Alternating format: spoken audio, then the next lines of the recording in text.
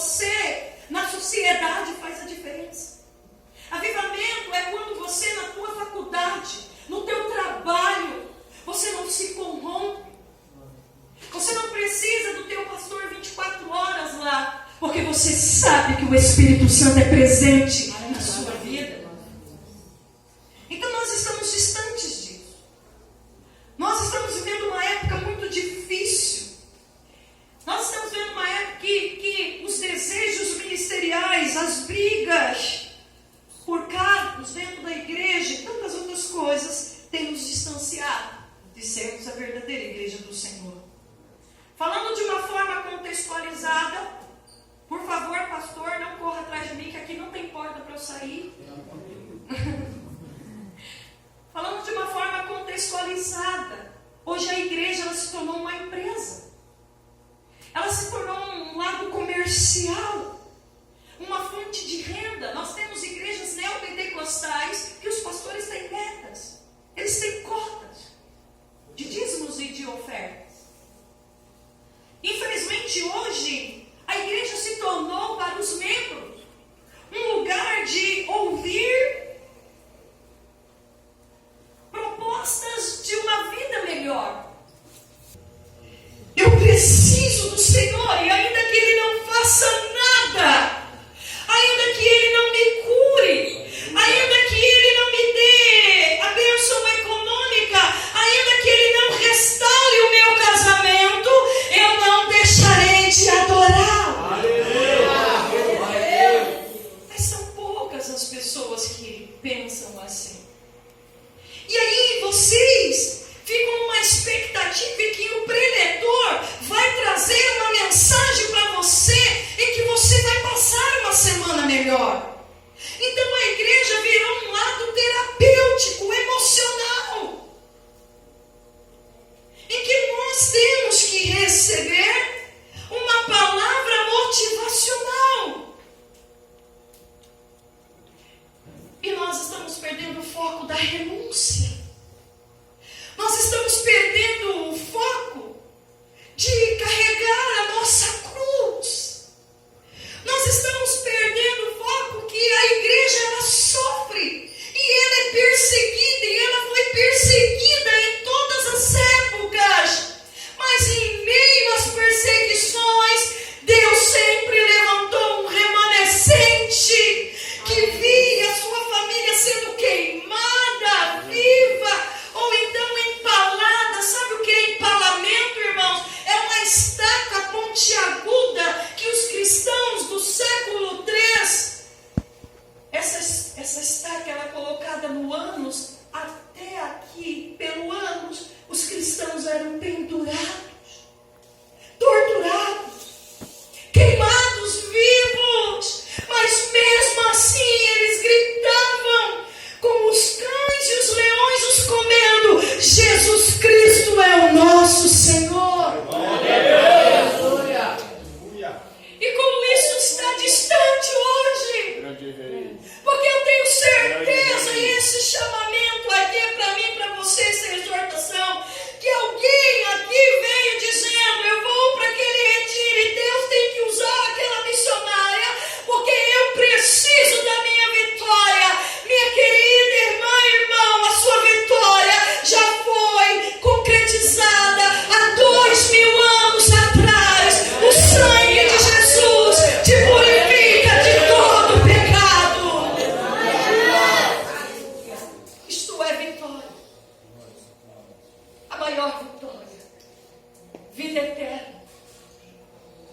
E eu estou fazendo essa introdução porque eu quero que vocês entendam que dessas 14.000 igrejas que estão sendo abertas no Brasil agora, elas 9.600, irmãs, não tem CNPJ.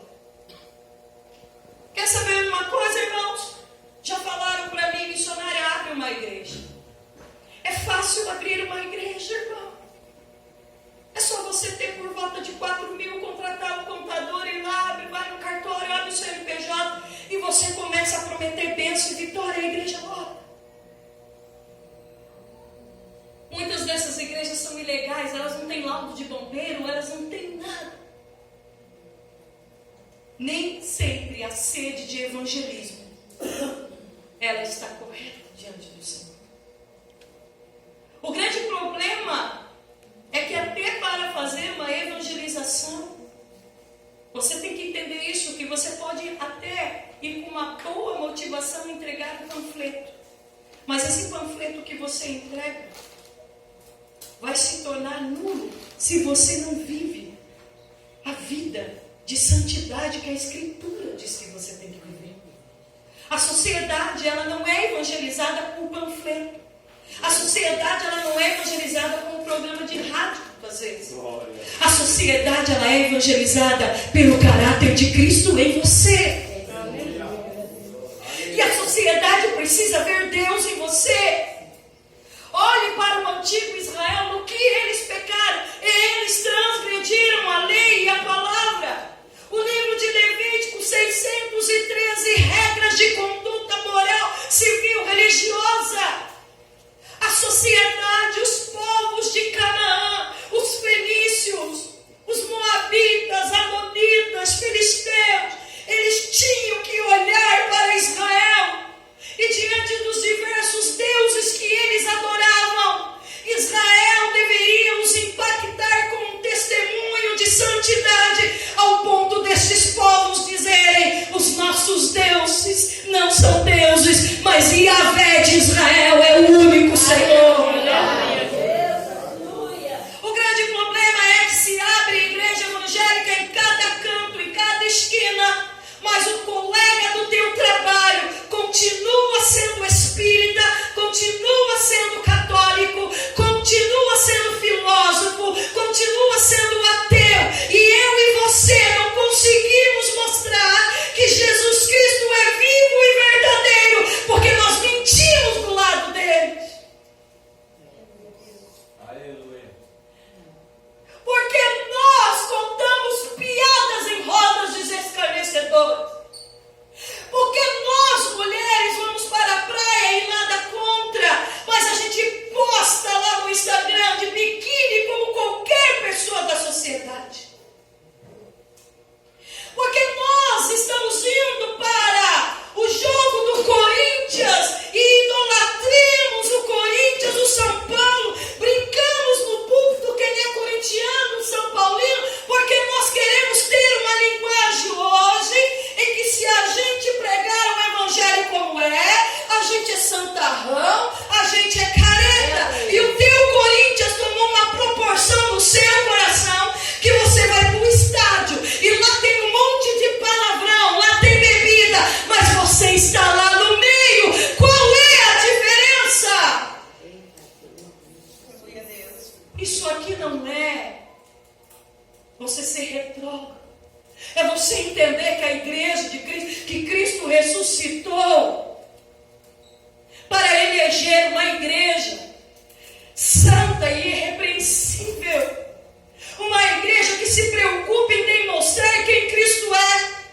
Eu te pergunto, em 3 horas ou 2 horas lá no teu jogo de futebol, no que você está pensando em Cristo?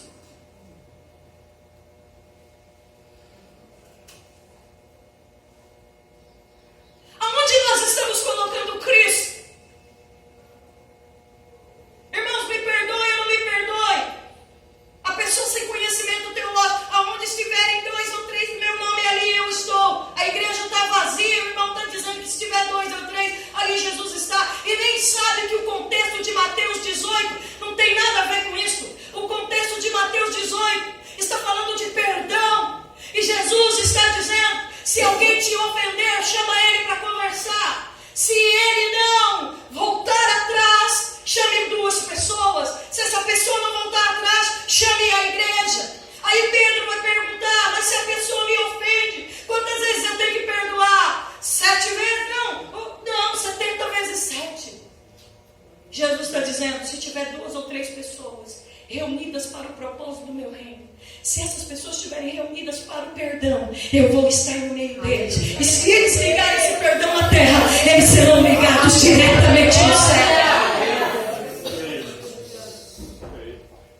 Então a igreja está longe dessas realidades, porque ela não conhece a Escritura, meus irmãos. Nós estamos tentando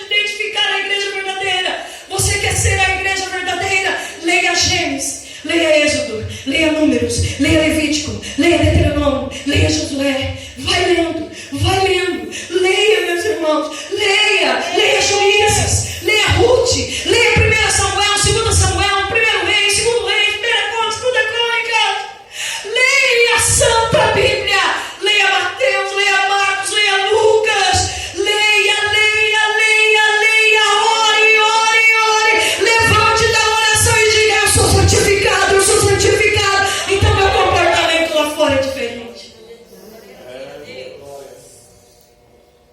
Sonara, está pegando pesado. Pois é, vocês colocaram um tema de identificarmos a igreja. E eu preciso dizer para vocês, irmãos, nós temos 2 igrejas. Isso eu queria que vocês gravassem. Se eu soubesse o que eu tinha trazido aqui no show. Nós temos a igreja visível e a igreja invisível. Primeiro eu vou falar dessa igreja, da igreja visível. Vocês estão comigo, irmãos? Amém. Amém. Se eu estiver passando o horário, vocês me dão um cutucão. Tá bom? A igreja visível, gente, é o que eu estou falando aqui. É a organização. É a igreja institucionalizada. É a igreja que você faz parte. A igreja que chama como, pastor? Assembleia de Deus? Assembleia da Promessa de Deus. Da Promessa de Deus. Eu sou da Assembleia de Deus, Ministério de Madureira. Tem alguém de outro ministério aqui? Qual ministério? Casa de oração da cidade de Ipiranga. Casa de oração. Quais os outros ministérios que aqui estão? Ministério de Ipiranga. Ipiranga, Sara, Nossa Terra. Irmãos, essa é a igreja visível. Assembleia de Deus, Deus é Amor, Brasil para Cristo, Presbiteriana, Batista, Casa da Oração. A igreja visível, ela é importante. Preste atenção aqui, irmãos. Eu não quero que a minha introdução assuste os irmãos ao ponto dos irmãos falarem assim: então se for assim não vale a pena estar na igreja visível. Não. A igreja visível, ela é importante. Apesar de Jesus, eu li o texto aqui de Mateus 16, onde Jesus vai fundamentar a igreja, e a igreja é fundamentada na confissão de que Cristo é o Senhor. Esse é o fundamento da igreja. A igreja visível, ela é importante. Eu não posso ser ignorante, dizer para os irmãos que nós não temos que pertencer a uma denominação, uma instituição. A ideia de sermos desigrejados não é uma ideia boa.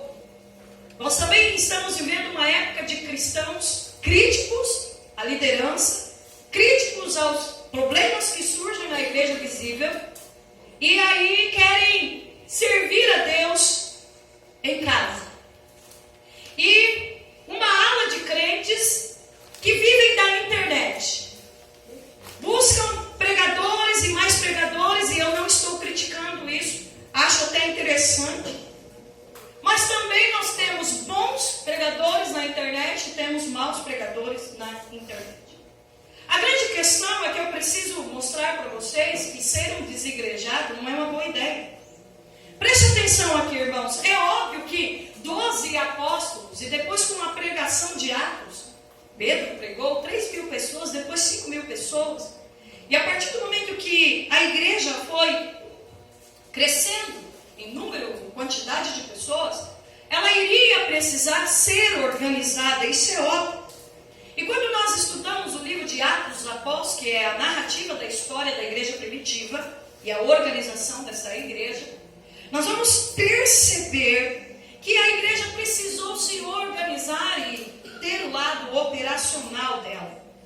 Nós vamos ver, por exemplo, em Atos capítulo 6, a instituição dos diáconos para cuidar da administração da igreja e dos presbíteros para cuidar da palavra e da parte espiritual. Preste atenção aqui, irmãos. O que eu quero mostrar para vocês dentro da igreja visível? Preste atenção. A igreja visível, no decorrer da história da igreja, ela tem pelo menos 3 formas estruturais. A primeira delas é a igreja episcopal. O que é a igreja episcopal? Uma igreja liderada por bispos, ou superintendentes, ou até mesmo presidentes, que é o caso da minha igreja, Assembleia de Deus. Ela é liderada por presidente. O presidente tem a sua diretoria. Então todas as decisões desta igreja vão passar pelo presidente e a sua diretoria. É o caso das igrejas pentecostais e neopentecostais. Nós temos as igrejas fundamentadas em presbitérios. Vocês vão entender por que eu estou falando desses dados a vocês. Por exemplo, a igreja presbiteriana e a igreja metodista wesleyana, que é arminiana, não é calvinista, mas ela é fundamentada em presbitério também. E essa igreja fundamentada por presbíteros, toda decisão da igreja é passada ao presbitério. Esses presbíteros, existe o Supremo Presbitério, o Supremo Concílio, tá? Que é composto de anciões e de líderes dos distritos que lá tem, ok? E composta de diáconos também. Para eles, diferentemente de nós, os diáconos que na igreja pentecostal servem ceia, fica na porta da igreja, para eles os diáconos são os tesoureiros e são os responsáveis pela parte administrativa da igreja. Obrigada, irmão. E nós temos a igreja congregacional. O que é uma igreja congregacional? Por exemplo, a batista, onde as decisões da igreja, ela passa, a batista tradicional, não a renovada, passa pelos membros. São os membros que votam se o pastor fica na igreja, se tira o pastor. Os membros sabem do caixa. Lá tem a relação de dizimista na porta da igreja, porque a igreja congregacional, ela é assim. Por que eu estou falando isso para os irmãos? Porque toda a igreja visível, eu quero que vocês entendam que ela é necessária. Eu não posso vir aqui e introduzir a vocês o que eu introduzi e de repente vocês saírem com a imagem que a gente não precisa participar de uma igreja denominacional.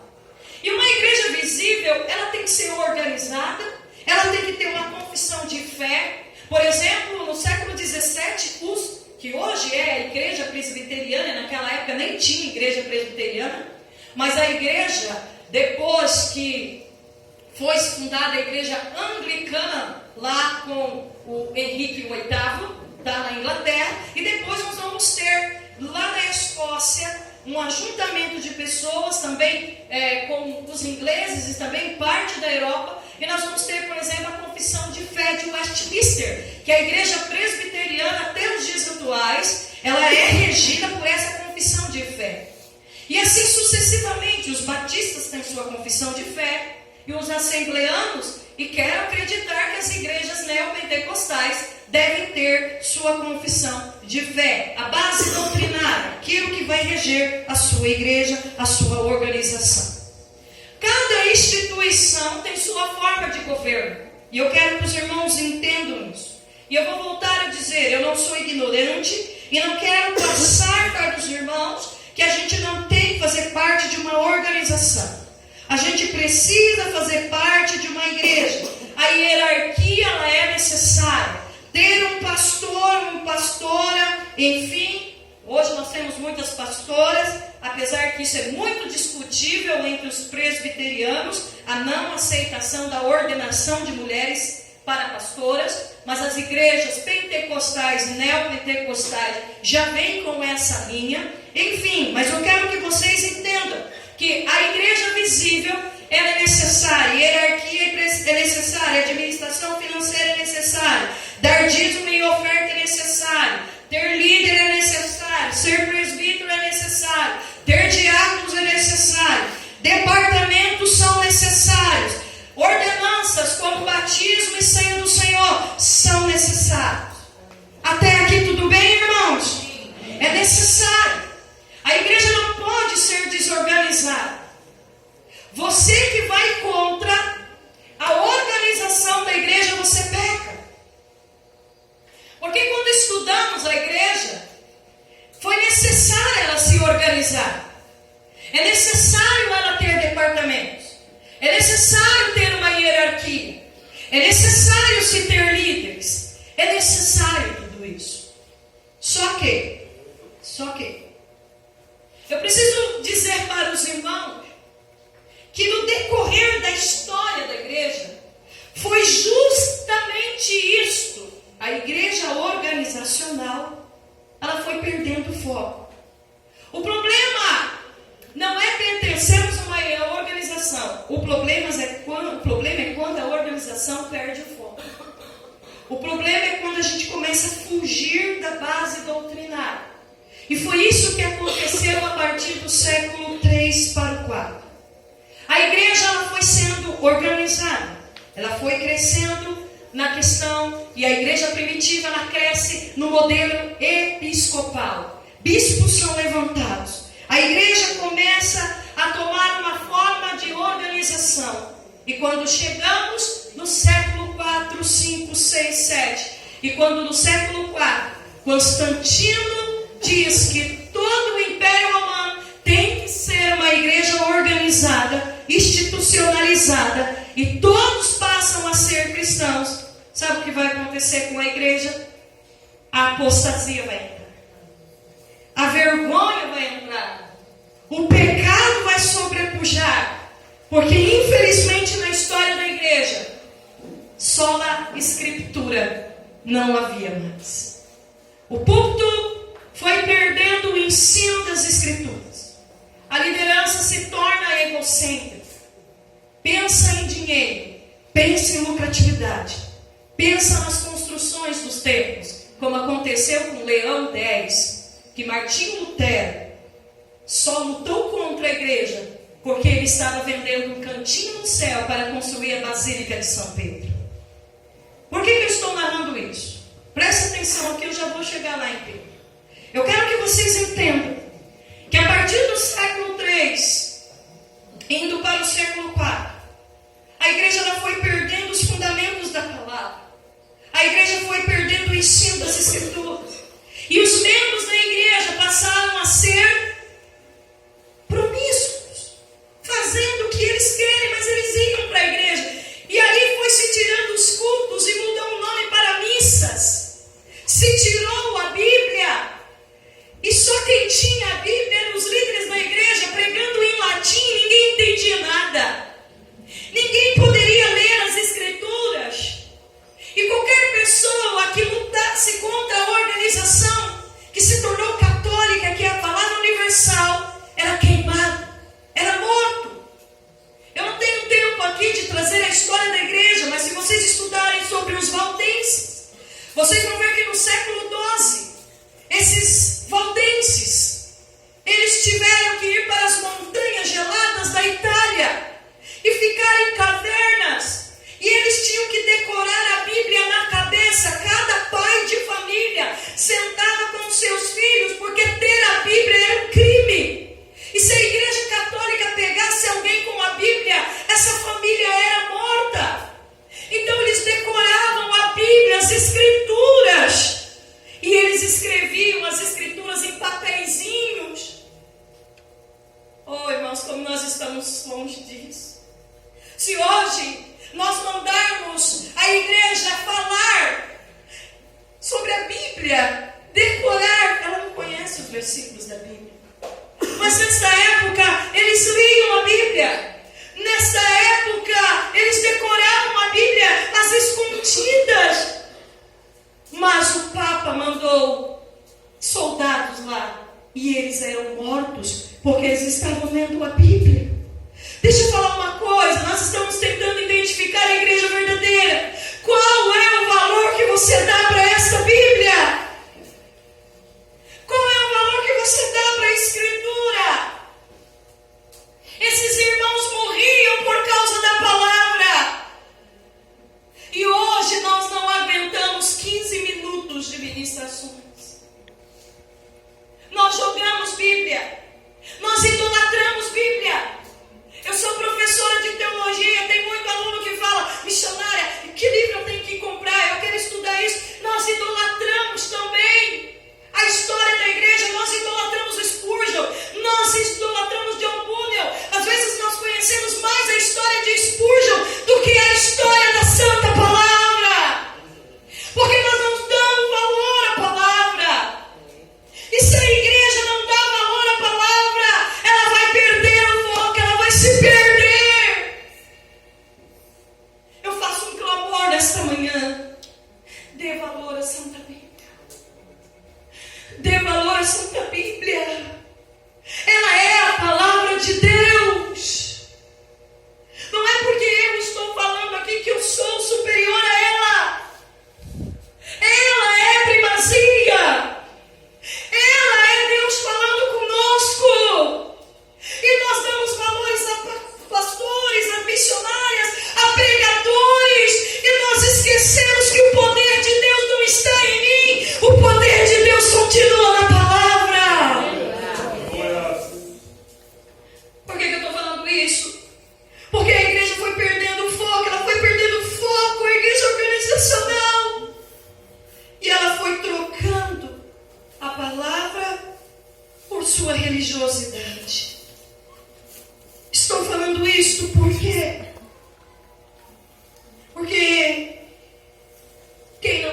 Colossenses, naquela época, pertencesse a uma organização.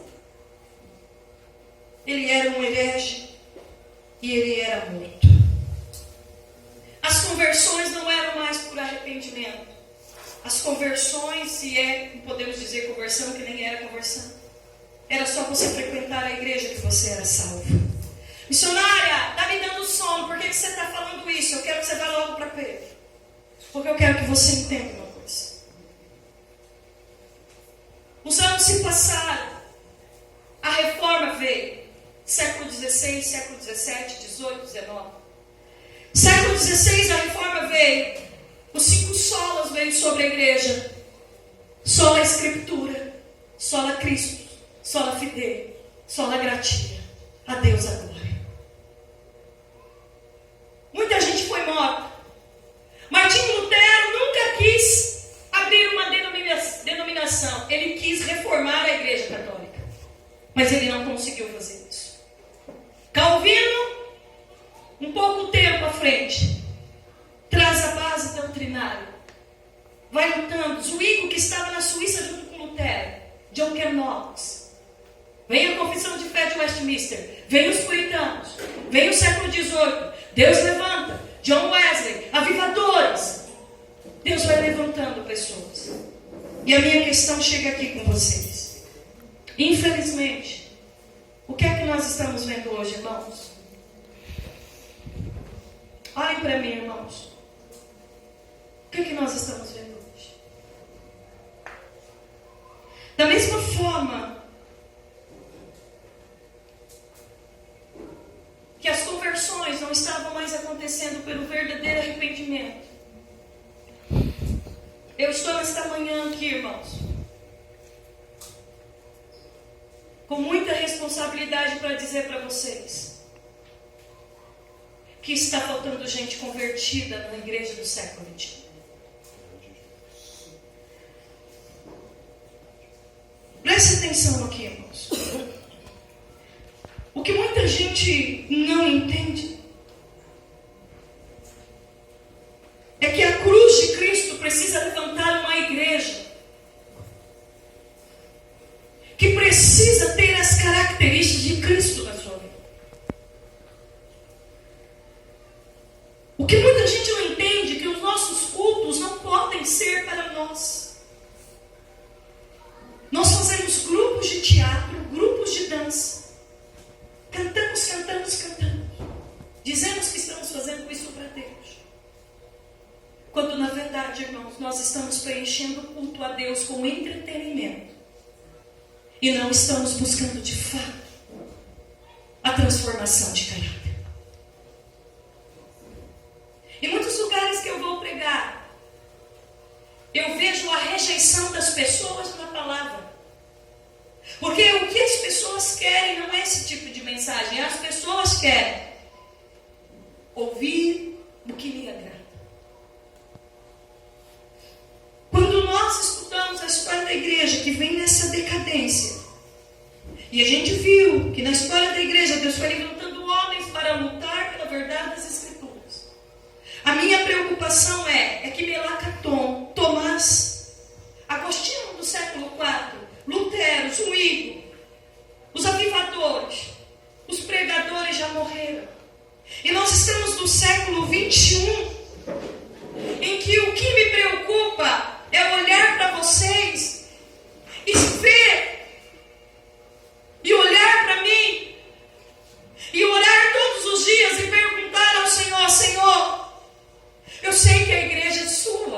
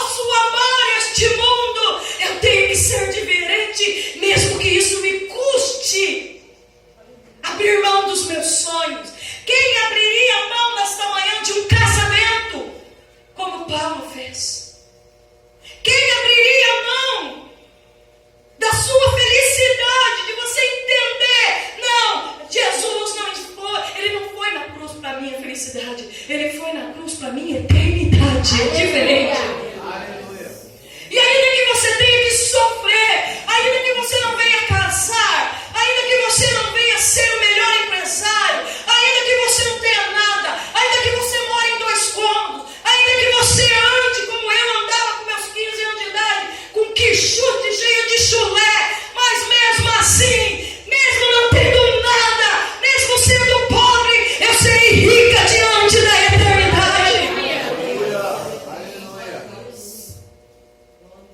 A minha pergunta para você é: por que eu li Pedro? Você é santo na sua maneira de viver?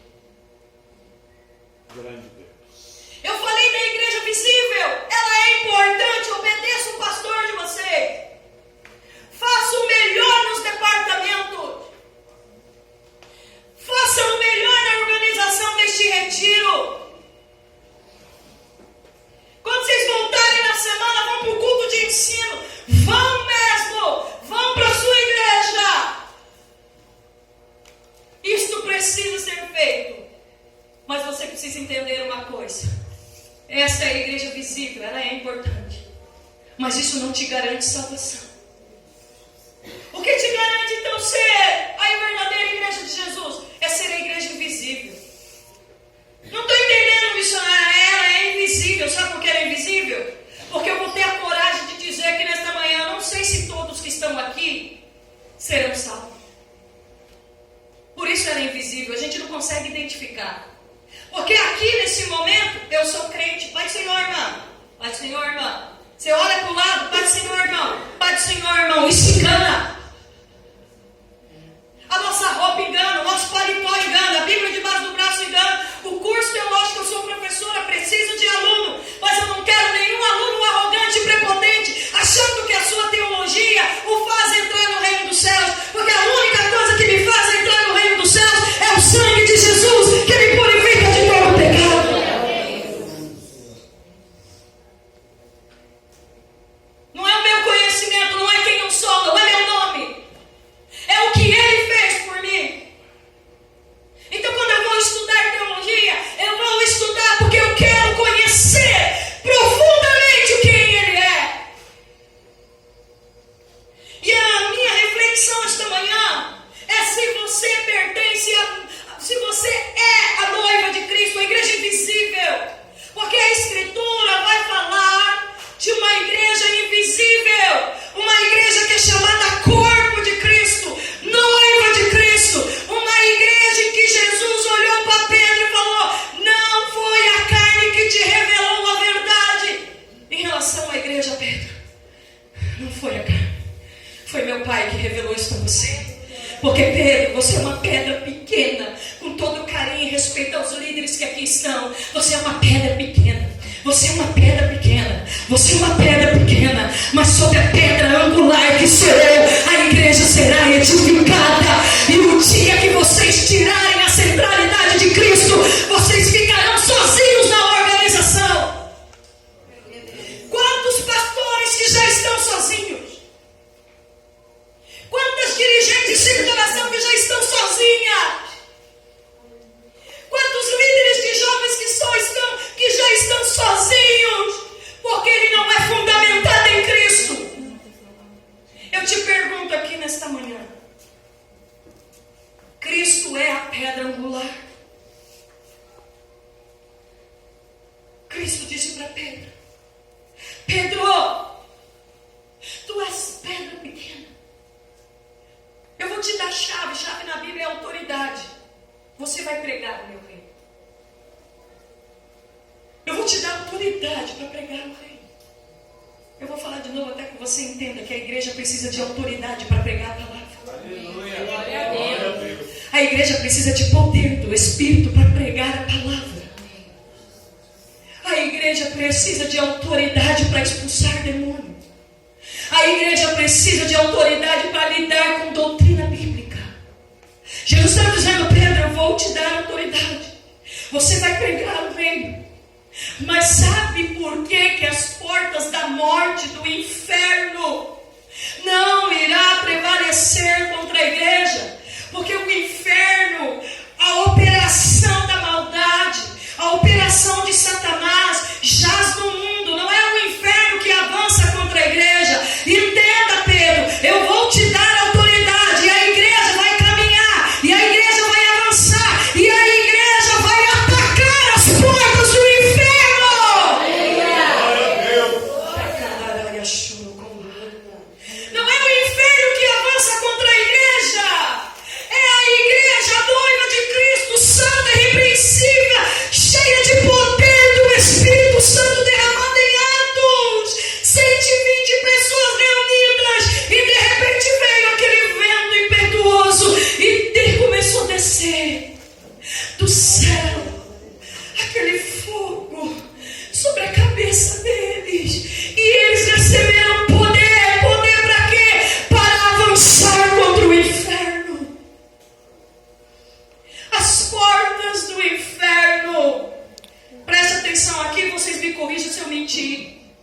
é que estão os crentes hoje? Depressão, frustrado. Não estou dizendo que depressão não é uma doença, eu não sou ignorante. Mas veja, estamos deprimidos, pastores se assassinando, jovens se assassinando, a igreja é problemática, a família é problemática, demônios atuando, pecado atuando. Então deixa eu falar uma coisa para você em batalha espiritual nesta manhã. Nós somos a igreja alicerçada sobre a rocha angular, e é a igreja que avança contra o inferno. E eu quero te conclamar nesta manhã a entender isso. Você precisa ser a igreja de Cristo, cheia de poder para avançar contra o inferno. Aleluia. Mas como é que a gente avança contra o inferno? Postando fotinha de biquíni no Facebook. Como é que a gente avança contra o inferno? Com jovens no vício da masturbação. Masturba, depois vem tocar. Como é que a gente avança contra o inferno? Com pastores dizendo que a masturbação não é errado. Como é que a gente avança com os adultérios? Como que a gente avança com crente que não paga conta de luz?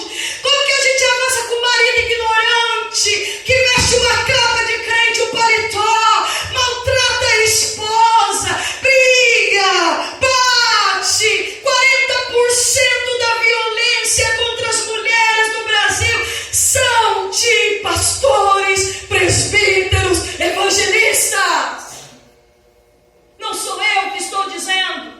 É a ministra Damares que trouxe essa pesquisa. Uma mulher com 7 anos de idade sendo estuprada por um pastor dentro da casa dele.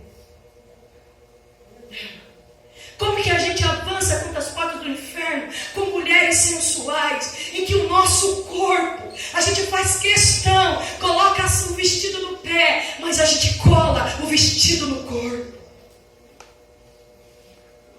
Como que a gente avança contra o inferno se nós não vivemos o propósito da ressurreição de Cristo? A minha pergunta para vocês: a organização, eu sei que está tudo certo. Eu sei que se eu conversar com o pastor aqui hoje, ele vai falar: aquele irmão é uma bênção. Olha, eu coloquei o trabalho na mão dele, ele dirige culto, ele prega bem, canta bem, uma bênção. Eu não quero saber se você é uma bênção na organização. A palavra nesta manhã, vocês colocaram o tema, identificando a verdadeira igreja. Você precisa pensar se você é a igreja.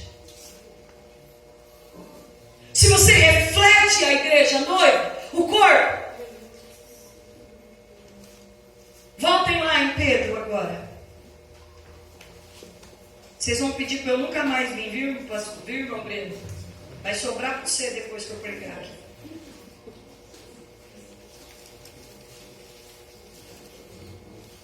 Deixa aberto aí. Outra coisa que eu quero falar para vocês: quando o pregador vir, faça como os bereanos. Quando ele pregar ou ela pregar, veja se está na Bíblia. Se não está na Bíblia, descarta. Simples assim. A missionária, o pregador virou pirueta, ele é uma benção. Ele pregou a Bíblia? Se não pregou a Bíblia, descarta. Abram aí comigo em 1 Pedro. Vocês querem que eu vá embora ou continuo? Continua. É que eu estou vendo tanta gente levantando, andando, que eu estou achando que está chato. Então vamos lá. Vamos ficar sentadinho ouvindo, gente? Sim ou não? Amém. Não é possível que deu dor de barriga e todo mundo com vontade de fazer xixi agora, né? Dá para segurar um pouquinho? Então vamos lá. Deixa eu falar uma coisa para os irmãos, não quero ser chata. Quando o puritano subia no púlpito no século XVII, eles entendiam que era Deus falando. Eu sei que os irmãos estão preocupados com a organização. Mas não tem coisa pior que o ministrante aqui na frente, é conversando, andando. Irmãos, é a hora de Deus falar, sim ou não? Sim. Porque se não é Deus, eu vou com todo o amor, eu me retiro. Porque se sou eu que estou falando, os irmãos não precisam me ouvir. Eu não tenho nada para os irmãos. Mas eu tenho a palavra de Deus. Vocês querem ouvir a palavra? Então eu vou pedir para os irmãos, acenda, ouve a palavra. Amém? Amém. 1 Pedro, veja se está aí. A epístola de Pedro. Pedro vai dizer assim, eu vou ler de novo o verso 2. Eleitos segundo a presciência de Deus Pai, em santificação do Espírito, para a obediência e a aspersão do sangue. Essa aspersão do sangue de Jesus Cristo, graça e paz vos sejam multiplicadas. Preste atenção. Nós estamos querendo identificar a verdadeira igreja de Jesus. Pedro está escrevendo para uma igreja que está em perseguição. E esses cristãos estão desanimando na fé. E Pedro vai mostrar o propósito da eleição. Preste atenção aqui, irmãos. Negar a eleição não dá para negar. E Pedro vai dizer que a igreja é eleita. E Paulo vai dizer isso em Efésios, capítulo 1, capítulo 2. Que a igreja é eleita antes da fundação do mundo para ser santa e irrepreensível. O que é ser a noiva de Cristo? O que é ser a igreja invisível? Em primeiro lugar, é você entender que você é um eleito. E o que é você ser eleito? É você ser chamado à salvação. A igreja é livre da condenação eterna. A igreja é livre. Imagine que, como Adão, todos estão no lago de fogo, todos nós destituídos da glória de Deus. E o Evangelho é graça, é misericórdia, porque sendo nós maus, pecadores, não podemos nos salvar do lago de fogo. Jesus Cristo vem e Ele te substitui na cruz. E Ele então te dá livramento do diabo, do pecado e do lago de fogo. Aleluia. Glória a Deus. Então, ser a igreja invisível é ser uma igreja que está livre do lago de fogo. E por que ela está livre? Porque Cristo venceu o pecado. Em segundo lugar, para eu ser a igreja invisível, já vou voltar para Pedro, eu tenho que entender que eu posso viver na minha vida a vida de Cristo. Por que Jesus ressuscitou? Ele ressuscitou, e conforme a doutrina paulina, Romanos capítulo 6, para que você ressuscite em novidade de vida. Ou seja, Paulo vai dizer em Romanos 6 que nós temos que nos considerar mortos para o pecado. O pecado não pode reinar em nós. E nós temos que oferecer o nosso corpo em instrumento de justiça para a glória de Jesus. A igreja invisível, ela vence o pecado. Como que eu sei que eu só estou na igreja visível e não sou a invisível? Quando eu participo de departamentos, quando eu canto na igreja, mas a homossexualidade está lá, e eu não sei se eu quero mulher, se eu quero homem, o que eu quero da vida. Como que eu sei que eu só faço parte da organização e ainda não entendi o que é ser a noiva de Cristo? Quando o pecado me domina, a minha mente, eu quero pecar, e eu só não pego porque senão eu vou entrar em disciplina. Eu não pego porque o meu pai, a minha mãe, eu não pego porque o pastor, eu não pego porque eu vou pegar isso. E você está preocupado com a organização, e você se esquece que há um Deus que sonda o teu coração e está dizendo a você: filho, você não entendeu o Evangelho ainda, você não entendeu a minha morte. Quando eu morri, você morreu comigo, porque o Evangelho é união comigo. Quando eu morro, você morre. Quando eu ressuscito, você ressuscita. E eu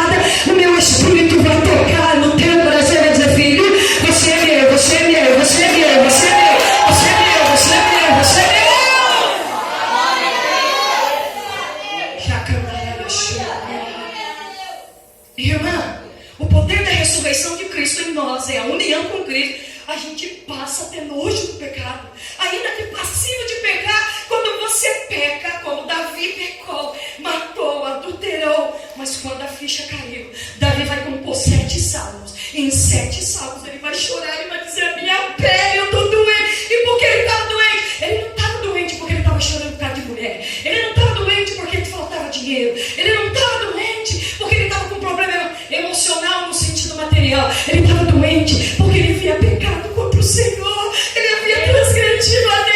A igreja invisível, quando ela peca, ela fica atormentada, ela não dorme, ela não come, ela fala: eu vou orar e eu preciso que o Espírito Santo crie em mim um novo coração. Eu quero um novo nascimento, eu quero santidade, eu almejo isso.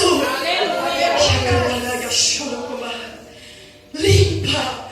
Olha Davi em agonia dizendo: Pai, Senhor, passou isso. Isso é um arbusto que arrancava sangue. Limpa, cria em mim um coração puro. Cria em mim. Eu vou dizer uma coisa para você: novo nascimento não é obra do homem. A gente não acorda de manhã e fala: nossa, hoje eu sou um santificado, oh, como eu sou bom. Não é por obras. Os fariseus achavam que era por obra. Eles liam a palavra: ah, não matarás. Hoje eu não vou matar, então eu sou santo. Ah, não furtará, mas hoje eu não furtei, eu sou santo. E é assim que nós estamos fazendo. Hoje eu fui para o culto, hoje eu cantei com o jovem, participei do grupo de louvor, eu fui para o ensaio, eu orei, eu fui no retiro, eu sou santo, eu sou bom. Não, Jesus está dizendo: você não presta, não vale vintém. Dependa de mim, porque eu tenho o poder de fazer você nascer de novo. Nasça de novo pelo poder do meu Espírito. É o meu Espírito, é o meu Espírito. E nesta manhã levante a mão assim comigo, porque o Espírito de Deus está limpando corações. O Espírito de Deus está te santificando, porque a santidade é processo. Tem coisa para sair daí. Tem pecado que você precisa confessar. Mas missionário, eu não adulterei. Eu estou falando de adultério, eu estou falando da inveja, eu estou falando da arrogância, eu estou falando do orgulho que você tem. Aleluia. Eu estou falando da nossa soberba. Eu estou falando da mágoa guardada há anos. Eu estou falando da nossa religiosidade de entrar e sair da denominação, brigado com o pai, com mãe, com sogra, com o periquito, com o cachorro, com o vizinho. Eu estou falando das vezes que nós tomamos ceia do Senhor sem entender o que Paulo disse, que quem come e bebe dignamente é culpado. Hoje, a igreja invisível, ela é livre da condenação pelo sangue de Jesus, mas se continuarmos tomando ceia, e não é só o ato da ceia, eu estou falando de vida mesmo, hein, gente?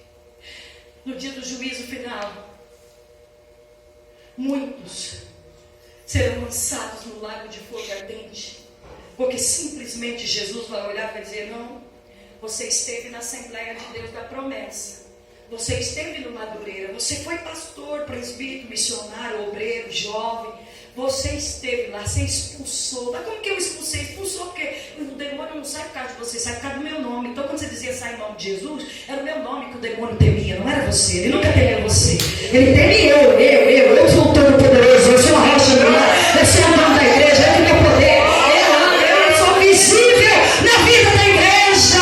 A plenitude de Cristo está na igreja. Mas eu não te conheço. Aparta-te de mim. Vai pro lado de fogo. Aliás, vai não, fica lá onde você nunca saiu. Porque a gente tem que entender isso. Que os crentes ficam assim: ai, nós merecemos, parece que a gente é super-herói. Porque você é vitorioso, porque você é isso, porque você é aquilo. A gente não é nada, a gente está no lago de fogo. Você não entendeu que você está no lago de fogo? Destituído da glória de Deus. Sabe o que é isso? Jesus, é Ele que te resgata, é Ele que te tira de lá. Você não tem direito de nada. Nada, se há alguma vitória, Paulo disse: nós somos mais do que vitoriosos em Cristo Jesus, em Cristo Jesus, em Cristo Jesus, em Cristo Jesus.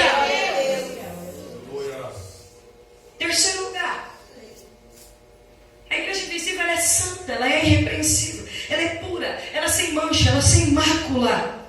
Meu Deus do céu, pastor, me ajuda aí em oração, porque quando o texto fala em Efésios Efésios, em Colossenses, em Apocalipse, que as vestes da igreja, por exemplo, em Apocalipse, diz que são vestes, Apocalipse 19, puras. É uma igreja adornada, pura, sem mácula. Espiritualmente, deixa eu falar aqui. Você está sem mancha? Como é que está a tua veste espiritual? Como está teu coração? Porque eu vou dizer uma coisa para vocês. Se tem uma coisa que engana a gente, é o nosso coração. E a gente coloca na cabeça assim, eu sou crente, eu sou bom, eu sou justo. O fariseu fazia isso. O fariseu era tão cara de pau que ele olhava para a mulher, desejava, secava a mulher. Você já viu? Eu perdi meu marido em 2011. Oh, meu Deus, mas como é difícil. Eu entro nas igrejas, tem irmão casado com a aliança, parece aquela aliança, parecendo um pneu, mas ele te seca da cabeça. Mas o fariseu, ele é assim, ele te seca, ele te olha, ele deseja, ele imagina você na cama com ele. O fariseu é assim, ele canta hino e ele já adulterou no coração, mas como ele não exteriorizou, o fariseu é assim, ele já matou a pessoa, ele já falou mal, ele já xingou a pessoa de tola, já denegriu a imagem da pessoa, mas ela toma ceia, porque ela fala, se eu não tomar ceia, eu não tenho parte com o Senhor. Existem missionários que tiram fotinha de calcinha e sutiã, que agora no WhatsApp o povo tira nudes e manda para o outro, mas o fariseu vai para o culto. O fariseu não paga o mecânico. Não, ele não paga o mecânico, não paga as contas dele. Mas ele vai lá cantar, nós abrimos este culto. Mas nesta manhã o Senhor está dizendo para mim e para você, chega. Chega, sabe por quê? Porque eu entrei aqui nessa manhã, a irmã estava dizendo que Jesus ama. E existe uma coisa que é verdadeira, irmã, ele ama a igreja. Aleluia, Deus. Aleluia. E o Espírito Santo tem zelo da igreja. Aleluia. E o Espírito Santo chama a igreja. E nessa manhã o Senhor está dizendo, chega, eu estou tratando com o teu caráter, porque eu quero te salvar. Você não está entendendo? Eu desci da minha glória, sendo meu Deus, eu não tenho por isso para ser sem igual a Deus. Eu estou em forma de servo, como servo fui até aquela cruz no teu lugar, eu te substituí lá. Então receba nessa manhã a purificação do sangue, porque não foi com prata, não foi com ouro, mas foi com o sangue de Jesus. Receba agora o sangue de Jesus.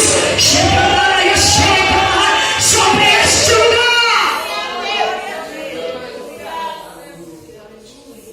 A igreja é santa e redensiva.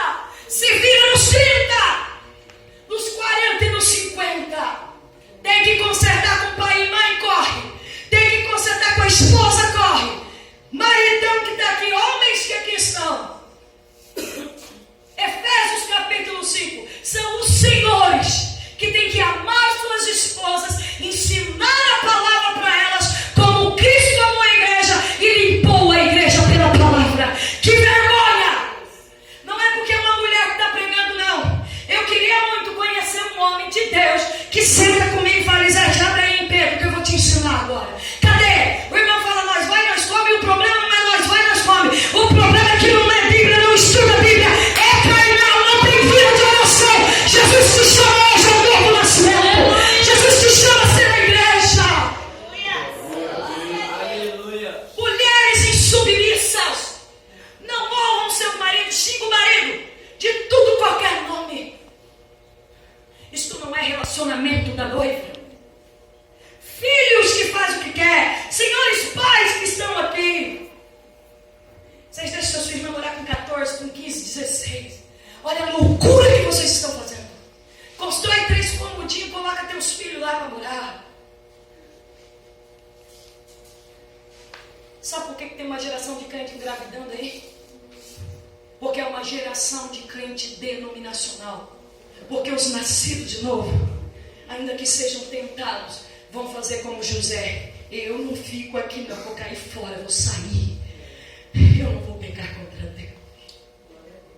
E se cair, vai fazer como Davi. E cair na vida de uma igreja eleita é tropeço, não é todo dia não.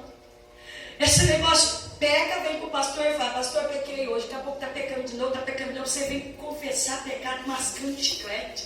Por isso que eu falei, muitas vezes chora. O texto de Hebreus 12 diz que Esaú era um profano e impuro. E quando ele percebeu a besteira que ele fez de ter vendido a primogenitura, ele chorou, ele se arrependeu. Mas esse arrependimento não era metanoia. O que é metanoia? Metanoia no grego é mudança de mente, vontade e emoção. Uma igreja eleita, ela repudia o pecado. E ela olha para o pecado e diz, eu vou obedecer e vou obedecer. Não é por causa de fulano e Beltrano. É porque eu amo a palavra, eu amo a palavra, eu amo a palavra, eu amo a palavra.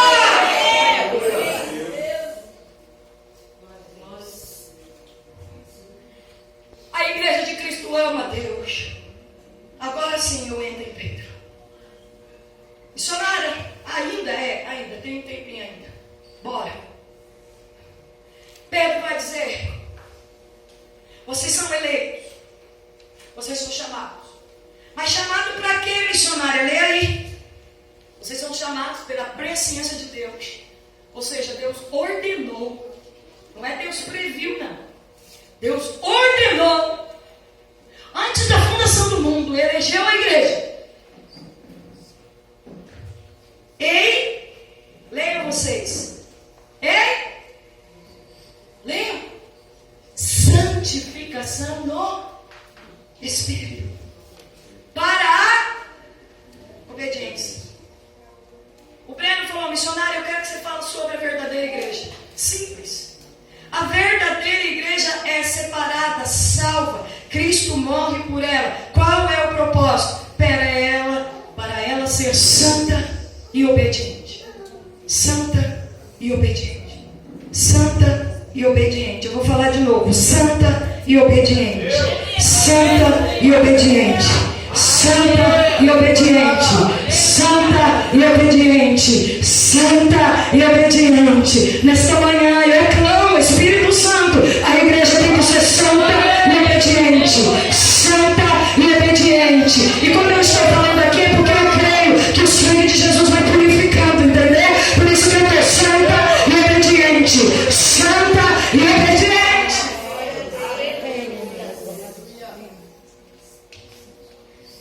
A igreja de Deus, segundo Pedro, ela é chamada para a santidade na sua maneira de viver. E aí presta atenção comigo. A partir do versículo 13. Vai batendo os olhos aí, já vou falando e vocês vão lendo para ver que eu não falo besteira. Pedro vai basear a doutrina da santidade no seu livro. E vai dizer que Deus havia elegido esta igreja para ser santa. Porque o Deus que ela serve é o quê? A igreja representa quem Deus é. Vamos pensar um pouquinho. Eu fui do candomblé na minha infância. Deus fez uma obra. Um dia eu conto o meu testemunho, tá? Com 15 anos eu fui para a igreja, mas aos 10, aos 7, 10, 9, 8, 9, 10, 11, 12 do candomblé. Você chega no candomblé, minha irmã, é uma sala cheia de demônios, são santos. E cada pessoa recebe uma entidade ali. E aquela pessoa representa aquela identidade.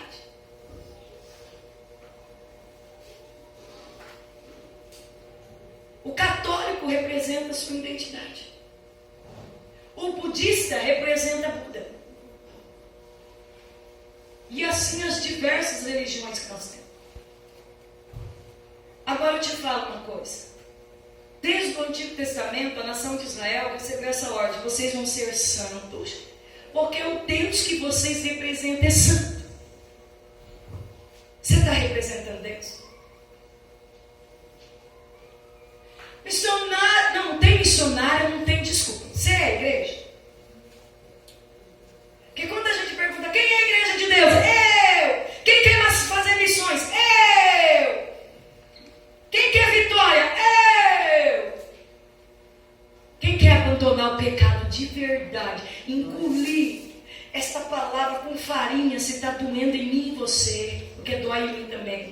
E o Senhor dizendo assim, ó, você não está me representando, essa é a verdade.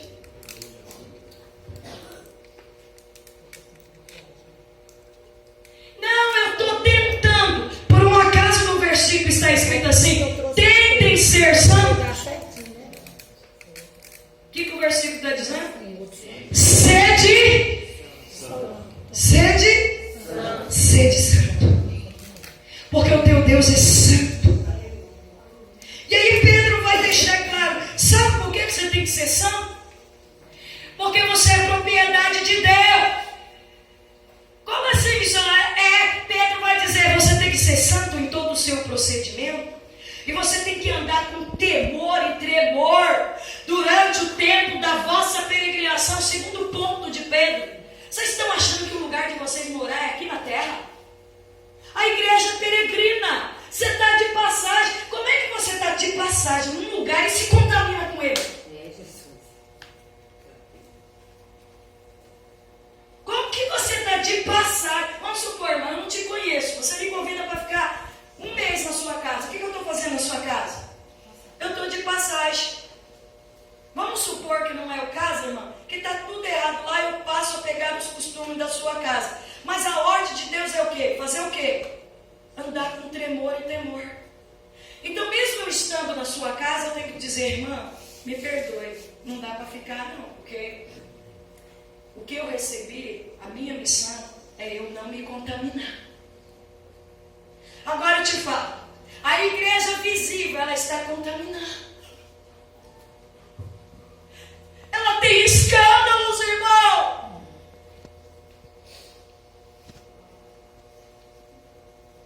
Nós, a igreja visível, ela tem se entregue às paixões da carne. Mas nesta manhã Jesus está tratando com as suas duas igrejas, a visível e a invisível. Para a visível ele está dizendo: se conserta, se conserta, se conserta. E para a invisível ele está dizendo: receba meu consolo, receba meu consolo, porque eu te sustentarei e te ajudarei na vossa peregrinação. Olha o que Pedro está dizendo, pastor: vocês foram comprados com ouro, ou com o sangue de Jesus. Não foi com ouro, você foi comprado. Eu mando na minha vida, eu faço o que eu quero. Não, você não vai entender. Porque Pedro vai concluir esse raciocínio no capítulo 2. Ele vai dizer: vocês são nação santa, sacerdócio real, povo eleito, propriedade de Deus. No culto, o neopentecostal e o pentecostal, vamos fazer apelo. Quem quer aceitar Jesus? A pessoa vai chorando lá na frente. Primeiro que não é a gente que aceita Jesus, é Deus que nos aceita pelo sangue de Jesus. É diferente. Você não tem como aceitá-lo. É Ele que te aceitou. Foi Ele que morreu no teu lugar. Segundo lugar, como que se faz um verdadeiro convite? Vem aceitar Jesus. Não vai aceitar Jesus não. Você é um pecador, culpado e transgressor de pecados. Cristo morreu na cruz por você, para te dar o direito de vida eterna. Eu estou dizendo a você: você quer sair do lago de fogo e vir para a vida eterna? Então saia do seu lugar. Esse é o convite correto. Agora deixa eu falar com vocês. Eu mando na minha vida. Manda. Aí na hora do apelo, todo mundo levanta a mão. E na hora que Jesus diz: o teu corpo é meu, teu olho é meu, tua mente é minha, teu coração é minha. Eu mando em você. Se eu quiser te matar, eu mato. Se eu quiser te abater, eu te abato. Se eu quiser te exaltar, eu te exalto. Se eu quiser te dar casamento, eu dou. Se eu não quiser, eu não te dou. Se eu quiser que você morra de câncer, você vai morrer. Eu não vou te curar. E daí? O problema é meu. Eu sou Deus na sua vida. Você não quer esse Deus. Você retruca. Você vai, sabe o que você faz? Você sai da Assembleia de Deus, promessa, e vai para Madureira. Chega lá no Madureira, a palavra é dura, você vai para o Brasil para Cristo. Chega lá no Brasil para Cristo, mas também não te agradou não, você vai para o Universal. Aí chega lá no Universal, você vai fazer as campanhas, 400 pastor, passa para lá, heresia, óleo, empresário, culto de empresário, gente mentindo, gente fazendo isso. A responsabilidade é minha, está sendo gravada. Eu estou fazendo um apelo ao bispo Macedo: o senhor conhece a verdade, para de ser herético, pregue o evangelho. E aí vocês vão buscando igrejas para satisfazer. Sendo que o texto está dizendo aqui: você tem que ser santo na sua maneira de viver, independente de você estar na Madureira, no Belém, no Ipiranga. Seja santo, porque o teu Deus é santo. E você não é dono da sua vida, você foi comprado pelo sangue de Jesus.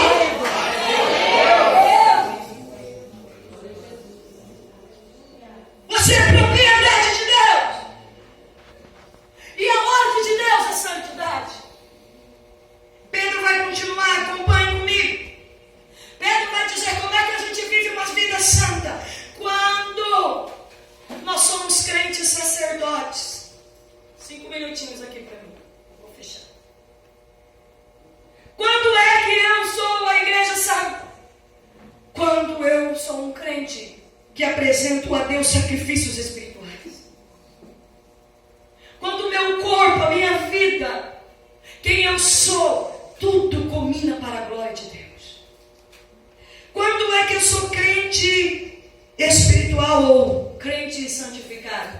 Bata o olho comigo rapidamente. Capítulo 2, versículo 12. Quando eu dou testemunho no meio dos gentios. Quando o nome de Cristo não é escandalizado entre os gentios. Mesmo esses cristãos sendo perseguidos pelo governo, Pedro vai dizer: vocês precisam ser santos entre os gentios. O procedimento de vocês não podem dar mau testemunho. Pedro vai dizer: quando é que a igreja é santa? Quando ela dá testemunho às autoridades governamentais. Pedro vai dizer: quando que a igreja é santa? Quando ela tem uma vida exemplar no casamento. Quando a mulher, ela entende que quando o marido dela não é cristão, que é o contexto da igreja aqui, ela não vai ganhar o marido pela maquiagem, pelo adorno do cabelo, mas pelo caráter santo que ela apresenta. E quando que o marido é santo? Quando ele honra a esposa no casamento e entende que esta mulher é o vaso mais fraco e ele tem que amar e proteger, porque senão as orações desse camarada serão impedidas diante do Senhor. Quando que a igreja apresenta santidade? Quando ela ama o próximo. Ele vai falar isso, capítulo 4, capítulo 3, versículo 13 a 22. Quando que a igreja é santa? Quando ela é perseguida, torturada, morta, insultada, e mesmo assim ela continua confessando que Cristo é Senhor. Quando que a igreja é santa? Quando ela não dá lugar às paixões da carne. Quando que o líder da igreja é santa? Quando ele pastoreia o rebanho de Deus, tendo consciência que a igreja de Deus é não dele. Pedro vai terminar a carta dizendo: olha, o diabo está rugindo, tentando pegar a igreja. Vocês vigiem. E para eu finalizar, por que você leu Crônicas, missionário? O que Crônicas tem a ver com o Novo Testamento? É porque quando eu olho para a história de Israel, eu vejo que eles se perderam. Eles desobedeceram, eles adoraram Baal, Axera, Asterote, se prostituíram.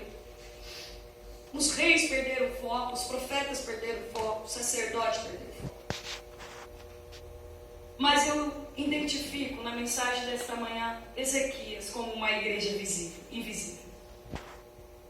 Um jovem de 25 anos que, se você ler lá, o pai dele não deu exemplo nenhum. O pai dele empesteou, como diz o nordestino, Israel de idolatria, fechou o templo, não tinha mais culto, não tinha mais nada. Ezequias não pode ter o seu pai como referência de santidade, de vida com Deus. Mas isso não foi desculpa. Porque tem gente que fala assim: sabe por que eu sou assim, missionário? Porque meu pai bebia, meu pai fumava. Oxe, meu pai era do candomblé, pinguço, bêbado. Olha o que Deus fez comigo. Aleluia. Ezequias, com 25 anos de idade, assumiu a política de Israel. Ele poderia reunir os jovens, como Roboão fez, ficar todo preocupado com a parte administrativa. Ai, como é que eu faço? Vamos ver se a gente tem caixa para poder reconstruir o templo. Vamos ver se a gente tem caixa para comprar de novo o púlpito de ouro, de marfim. Vamos ver se a gente tem caixa para pagar o prendedor de 5 mil. Não. A primeira coisa que Ezequias fez foi ver que tinha imundícia na casa de Deus. E foi ver que as portas do culto estavam fechadas. O que eu quero te mostrar com isso? A igreja invisível, ela se preocupa quando a imundícia está dentro da casa dela e dentro da igreja dela. A igreja invisível, ela vai pensar em culto, em adoração, antes de qualquer evento. Antes de qualquer... Eu vou muito em retiro de mulher e às vezes ficam me apertando com a palavra porque elas querem fazer gincana, elas querem brincar. E a preletora não passa de mais um item daquele evento. E nós estamos fazendo isso direto. Olha, meu congresso, deixa eu ver quem vai pregar, missionária Elisete. Quanto? Não, vamos dar para ela 30 mil. Quero mais um item do evento. Mas quem tem que ter prioridade é o grupo que canta, é a veste. É nisso que a gente erra. Enquanto a gente está sobrepondo a organização, colocando ela lá em cima e negligenciando o culto, a adoração, a imundícia vai ficando, a inveja fica. A fornicação fica, o adultério fica, a fofoca fica, a mentira fica. A gente canta no grupo, irmã, falando uma da outra, e isso vai ficando. E aí Deus olha e fala: olha lá a imundícia na minha casa. Olha lá a imundícia na minha casa. Mas Ezequias, um jovem, um menino, 25 anos, ele não teve boas referências, mas ele olhou e falou: a casa de Deus, eu não vou reformar, eu estou preocupado se eu tenho que reformar agora fisicamente. Isso eu vou fazer depois. Depois do quê? Depois de tirar o pecado, depois de tirar a imundícia, depois de tirar a corrupção, depois que a mentira sair, que a inveja sair, que o pecado sair. Glória. Simplesmente ele chama o sacerdote. Os levitas, que eram serviçais do sacerdote, porque nem sacerdote ele tinha naquela época. Vai para nossas igrejas na atualidade, olha no púlpito. Falta gente, tem um monte de congregação, um diácono na porta, o pastor cortado sozinho. Não tem. Esse aqui olha para um lado e fala: não tem, olha para o outro, chama levita mesmo. Deixa eu pegar os serviçais mesmo. Vem aqui, levita. Faz o seguinte: vocês terão 16 dias e vocês vão andar nesse tempo.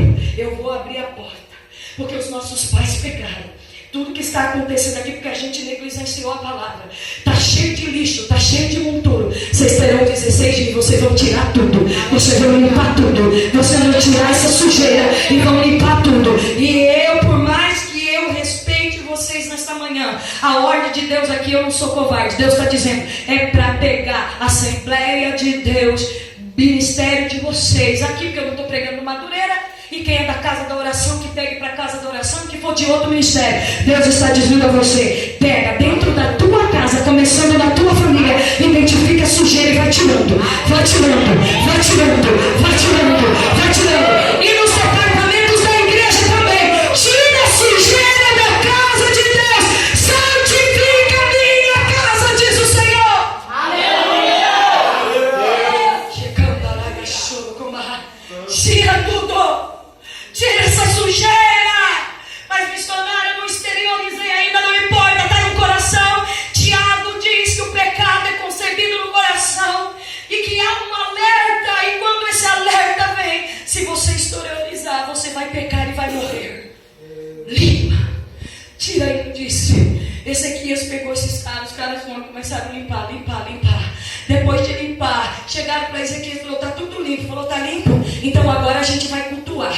Porque não dá para oferecer canções, pregações. Não dá para a irmã cantar. Não dá para varão cantar. Não dá para jovem cantar enquanto o pecado tiver. Agora o que nós vamos fazer? Nós vamos pegar os bodes, os carneiros, e nós vamos espiar, e nós vamos confessar o pecado, e nós vamos aspergir o sangue, e vamos dizer: Deus, purifica, purifica, purifica, purifica, purifica, purifica, purifica.